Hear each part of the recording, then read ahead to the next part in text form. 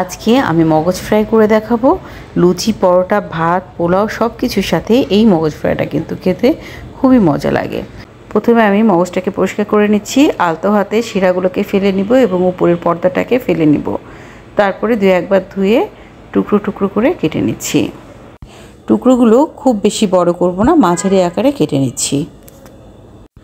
একটা পাত্রে আমি মশলাগুলো একসাথে তৈরি করে নিচ্ছি। এখানে দিচ্ছি 1/2 টেবিল চামচ পরিমাণ আদা বাটা, 1 চা চামচ পরিমাণ রসুন বাটা, গরম মশলা গুঁড়ো দিয়ে দিচ্ছি 1/2 টেবিল চামচ পরিমাণ, জিরা দিয়ে দিচ্ছি 1 টেবিল চামচ পরিমাণ, ধনিয়া দিয়ে দিচ্ছি 1/2 টেবিল চামচ পরিমাণ, লবণ দিয়ে দিচ্ছি সামান্য পরিমাণ, 1.5 চা চামচ পরিমাণ লাল মরিচের গুঁড়ো দিয়ে দিচ্ছি আর সামান্য পরিমাণ দিয়ে দিচ্ছি চিনি। বারবিকিউ মশলা দিয়েছি। এখানে আমি রাঁধুনি বারবিকিউ মশলাটা নিয়েছি, 1 টেবিল চামচ পরিমাণ মশলা এখানে যোগ করছি। সরিষা তেল দিয়ে দিচ্ছি 2 টেবিল চামচ পরিমাণ, পেঁয়াজ বেরেস্তা দিচ্ছি 2 টেবিল চামচ পরিমাণ। সব কিছুকে খুব ভালো করে একটু মিশিয়ে নিচ্ছি। একটু টেস্ট করে দেখিয়ে নিচ্ছি ঝাল লবণের ব্যালেন্সটা ঠিক আছে কিনা। এবার দিয়ে দিচ্ছি এর ভিতরে টমেটো সস, প্রায় 2 টেবিল চামচ পরিমাণ টমেটো সস এখানে দিয়ে নিচ্ছি। সব কিছু ভালো করে মেখে নিলেই মশলা তৈরি। টুকরো করা মগজগুলোর ভিতরে দিয়ে দিচ্ছি লেবুর রস প্রায় 2 টেবিল চামচ পরিমাণ। আলতো হাতে খুব ভালো করে মেখে নিচ্ছি। এবার দিয়ে দিচ্ছি 2 টেবিল চামচ পরিমাণ বেসন আর 1 টেবিল চামচ পরিমাণ ময়দা। ময়দা আর বেসনও ভালো করে মগজের সাথে মেখে নিচ্ছি। এবার দিচ্ছি একটা ডিম। ডিমের পরিমাণটা আপনারা মগজের পরিমাণের উপর ডিপেন্ড করে দিবেন। যদি মগজের পরিমাণ কম থাকে তাহলে অর্ধেকটা ডিম দিলেই হবে। একটা ডিম দিয়ে খুব ভালো করে মেখে নিচ্ছি। মগজ ফ্রাইয়ের কালারটাকে একটু আকর্ষণীয় করার জন্য এখানে ফুড কালার ব্যবহার করছি, আপনার ইচ্ছে করে এটা বাদও দিতে পারেন।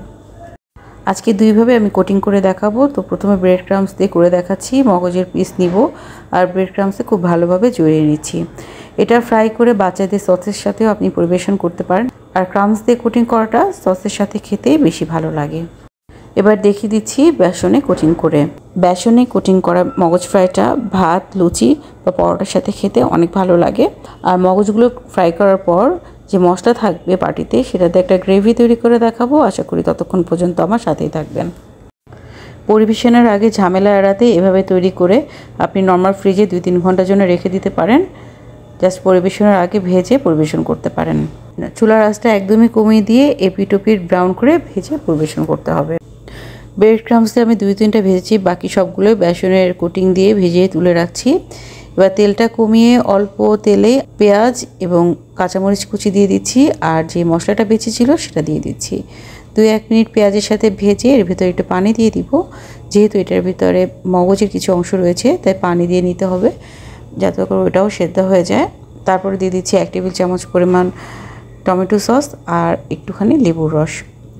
সব কিছুকে খুব ভালো করে মিশিয়ে কিছুটা পানি দিয়ে একটা ঘন গ্রেভি তৈরি করে নিচ্ছি।